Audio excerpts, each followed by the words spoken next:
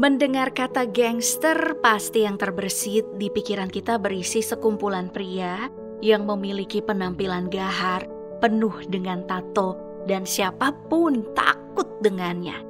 Tapi ternyata di dunia ini ada juga loh gangster wanita yang cukup membuat masyarakat resah. Mereka ini bahkan menghasilkan banyak uang dari organisasinya dan gak segan untuk membunuh orang demi mendapatkan uang yang mereka mau.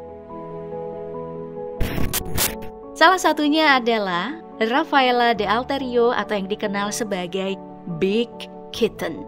Ia jadi kepala organisasi kejahatan setelah suaminya Nicola Pianes tewas dibunuh.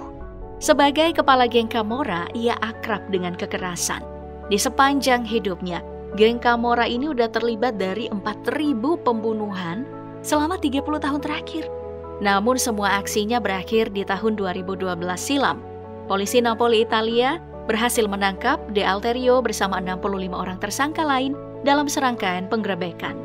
De Alterio ditahan atas tuduhan pemerasan, kepemilikan senjata secara ilegal, lalu perampokan dan perdagangan narkotika.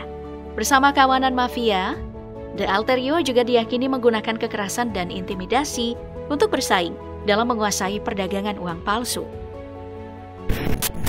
Selanjutnya ada Sandra Avila Beltran, pemimpin kartel narkoba Meksiko. Ia dikenal dengan julukan Ratu Pasifik.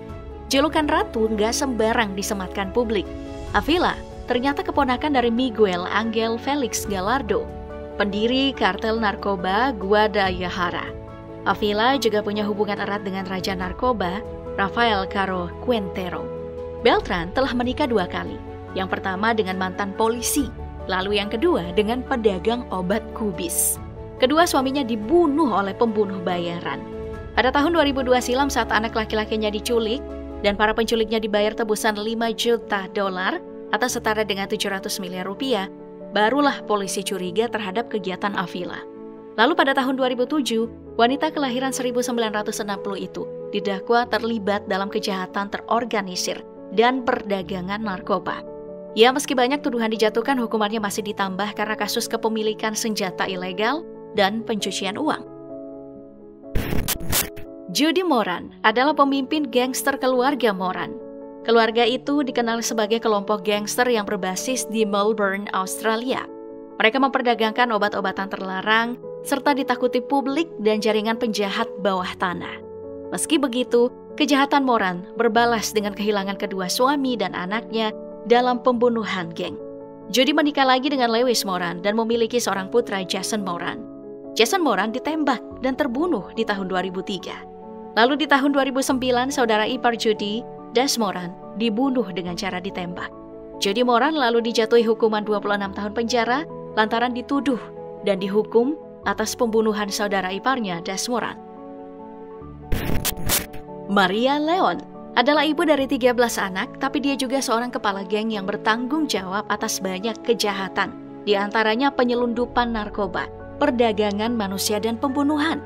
Dia mendapat dukungan dari mafia Meksiko saat bekerja di Los Angeles. Polisi Amerika Serikat bahkan melaporkan bahwa Maria Leon membuat lingkungan Los Angeles seperti neraka. Salah satu anak laki-laki Leon meninggal di tahun 2008 dalam insiden tembak-menembak dengan polisi. Saat itu Leon melarikan diri dan bersembunyi di Meksiko. Tapi ia juga berusaha menyelinap melintasi perbatasan Amerika Serikat untuk menghadiri pemakaman anaknya. Hanya saja usaha Leon melarikan diri terhenti usai berhasil dibekuk polisi. Ia dan anggota gengnya ditangkap saat di persimpangan perbatasan. Leon lalu dijatuhi hukuman 8 tahun penjara.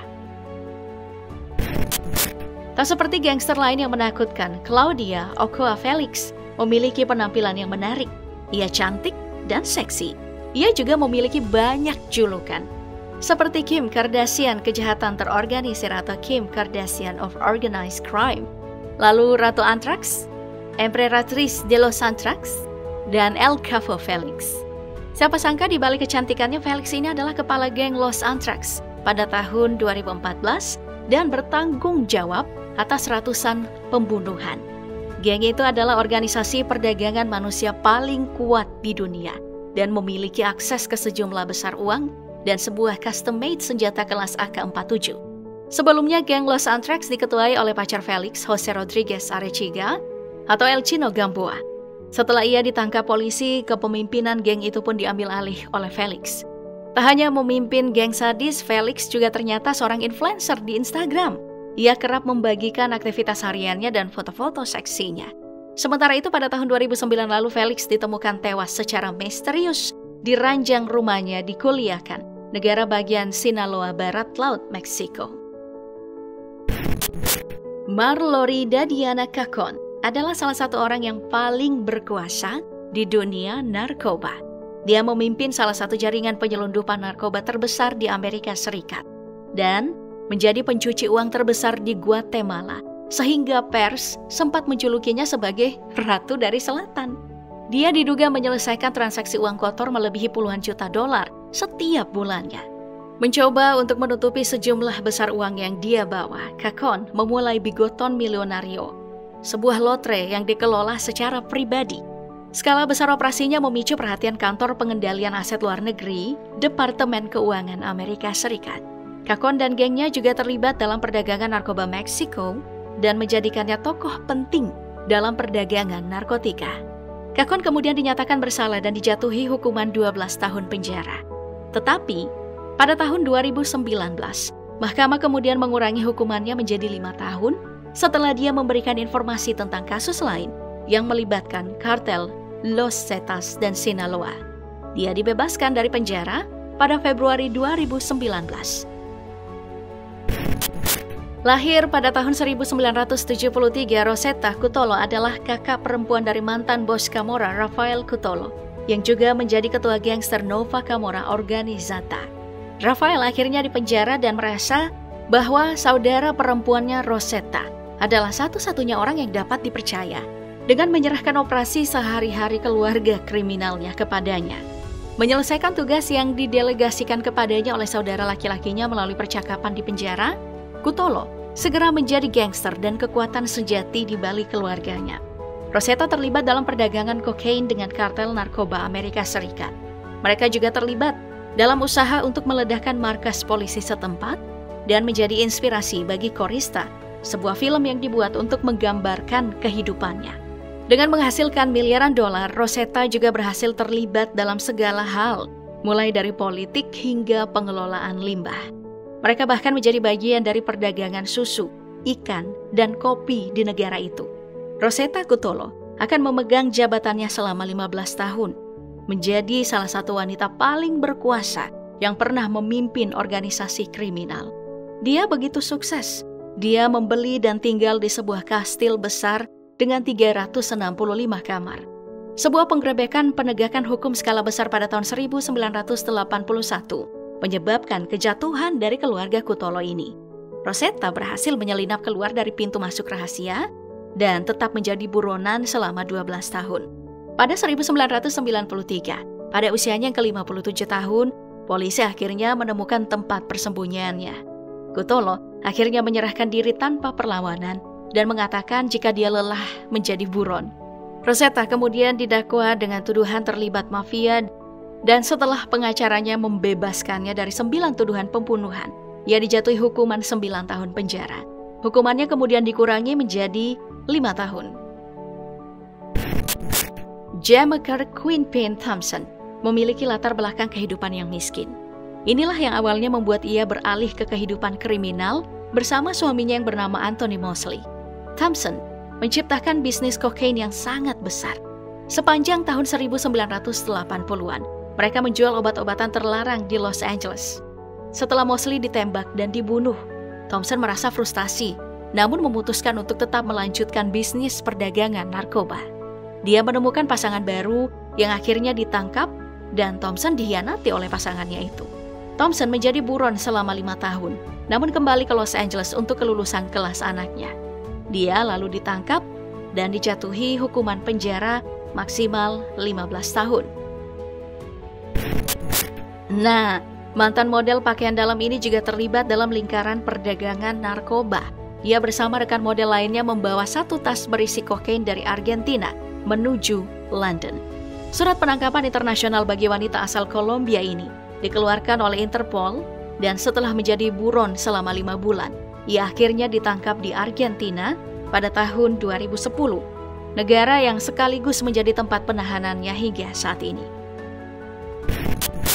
Wanita berjuluk sang cocaine godmother ini mendalangi jalur perdagangan narkoba antara Kolombia dan Miami. Setiap tahunnya ia menyelundupkan 3 ton bubuk putih itu ke Amerika Serikat.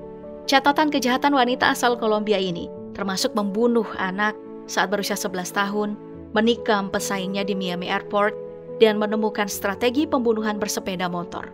Ironisnya, ia juga tewas ditembak pengendara sepeda motor pada tahun 2010. Jika dilihat dari luar, restoran Yang di 47 East Broadway, New York ini tidak jauh berbeda dengan tempat makanan khas Cina lainnya. Namun, restoran itu adalah kedok dari penyelundupan manusia. Cheng Cui-ping berhasil meraup keuntungan hingga ratusan juta rupiah setelah menyelundupkan sekitar 3.000 warga ilegal ke Amerika Serikat. Kini, ia menjalani hukuman penjara selama 35 tahun. Setelah ayah dan kakaknya terbunuh, Concetta mengendalikan keluarga mafia Scalisi di Catania, Italia. Ia tidak kenal kompromi, seperti yang ia tunjukkan ketika membunuh 3 anggota keluarga jauhnya. Saat Scalisi ditahan atas ketiga kasus pembunuhan itu, dirinya tidak segan untuk membanting sebuah gelas, lalu melukai dirinya sendiri dengan pecahan beling itu agar dirawat di rumah sakit daripada harus dimasukkan di balik jeruji besi. Gangster kelahiran Martinique ini memilih untuk menetap di New York pada tahun 1920-an dengan menjalankan sejumlah bisnis ilegal. Saat Dutch Cults mencoba menundukkannya, ia berhasil melawan berkat bantuan rekannya Bumpy Johnson. Saat Cults terbaring di rumah sakit setelah ditembak, Stephanie St. Clair mengiriminya pesan yang berbunyi, "Kamu menuai apa yang kamu taburkan." Pemimpin wanita pertama klan Licciardi ini menambahkan prostitusi ke dalam bisnis bawah tanah keluarga mafia itu di Napoli. Bisnis yang sebelumnya diharamkan oleh mafioso. Maria Licciardi terlibat dalam perang dengan keluarga mafia pesaingnya, menewaskan belasan orang. Meski demikian, ia berhasil kabur sampai akhirnya ditangkap di tahun 2001. Namun, meski saat ini tengah menjalani masa tahanan, Licciardi diyakini masih memimpin bisnis klannya.